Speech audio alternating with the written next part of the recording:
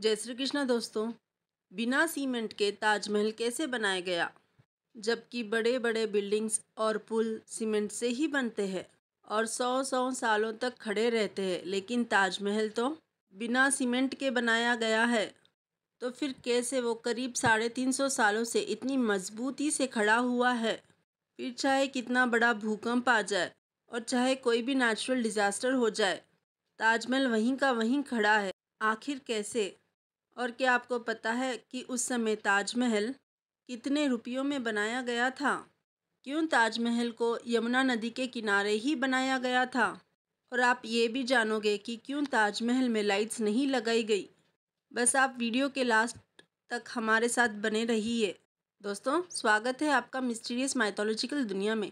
ये जानकारी पसंद आए तो वीडियो को लाइक कीजिएगा, नए हैं तो चैनल को सब्सक्राइब कीजिएगा। चलिए बढ़ते हैं वीडियो की ओर। दोस्तों, लाखों की तादाद में लोग इस अजूबे को देखने आते हैं और आपको इसकी हिस्ट्री का तो पता ही होगा कि कैसे शाहजहाँ ने अपनी बेगम मुमताज़ के लिए इतना बड़ा मॉन्यूमेंट खड़ा किया था। ये शाहजहाँ और मुमताज़ की प्यार की निशानी है, लेकिन बिना सीमेंट के इतना बड़ा मॉन्यूमेंट खड़ा कैसे किया? जबकि सीमेंट का आविष्कार 1824 में एस्पिरिन नाम के इंसान ने किया था, जो कि इंग्लैंड में रहते थे, और इन्होंने ही सबसे पहले सीमेंट की कंपनी बनाई थी। और ताजमहल का कंस्ट्रक्शन 1631 में शुरू हुआ और 1648 में जाकर ख़त्म हुआ, लेकिन इसे बिना सीमेंट के ही बनाया गया था, जिसे आज तक एक भी खरोंच नहीं आई। दरअसल सीमेंट के आविष्कार से पहले आर्किटेक्ट्स एक खास तरह के पेस्ट का इस्तेमाल करते थे। और ताजमहल के कंस्ट्रक्शन की बात करें तो इसमें बहुत सारे सेमी प्रेशियस स्टोन्स जैसे कि अकीक, येमेनाइट, फिरोज़ा, लजवाड़, मूंगा, सुलेमानी, लहसानिया, तमरा, ये सब पत्थर यूज़ किए गए थे, जो कि बहुत रेयर और प्रेशियस स्टोन्स थे। ये उस समय Russia, Rajasthan, Uzbekistan, Iran, Israel, इन सब अलग अलग देशों से मंगाए गए थे।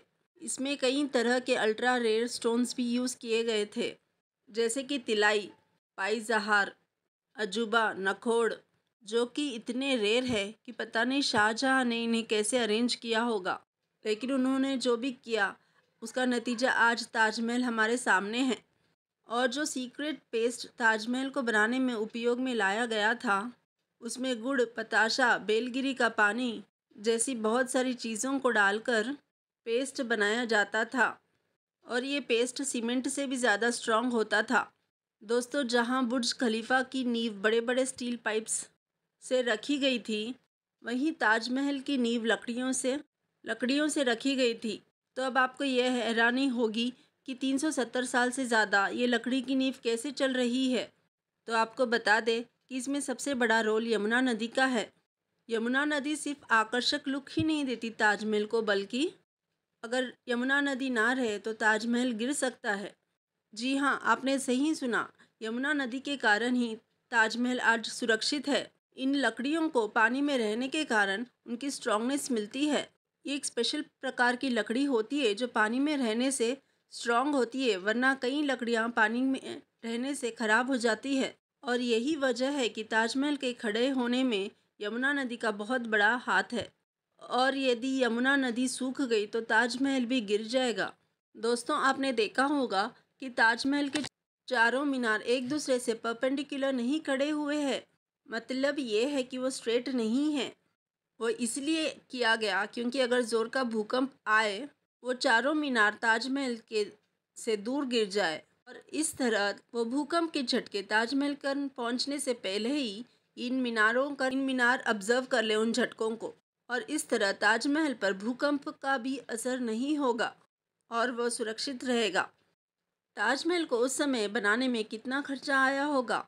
आप जानते हैं उस समय 1 रुपये की कीमत भी बहुत ज़्यादा होती थी, और इन्फ्लेशन के हिसाब से देखा जाए तो ताजमहल की कॉस्ट आती है अप्रॉक्सीमेटली 1 से लेकर 2 मिलियन डॉलर्स, यानी करीब 8,000 करोड़ से लेकर 10,000 करोड़ तक इस मॉन्यूमेंट को बनाने में खर्चा हुआ है। अब प्रश्न आता है कि ताजमहल में लाइट्स क्यों नहीं लगाई गई?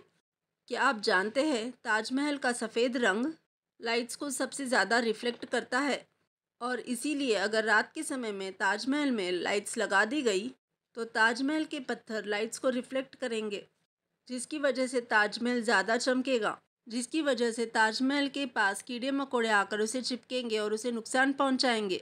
और इसी कारण ताजमहल में आज तक कोई लाइट्स नहीं लगाई गई। तो दोस्तों, वीडियो अगर पसंद आए तो लाइक कर सब्सक्राइब करना ना भूले। कमेंट बॉक्स में हर हर महादेव ज़रूर लिखिएगा। हर हर महादेव।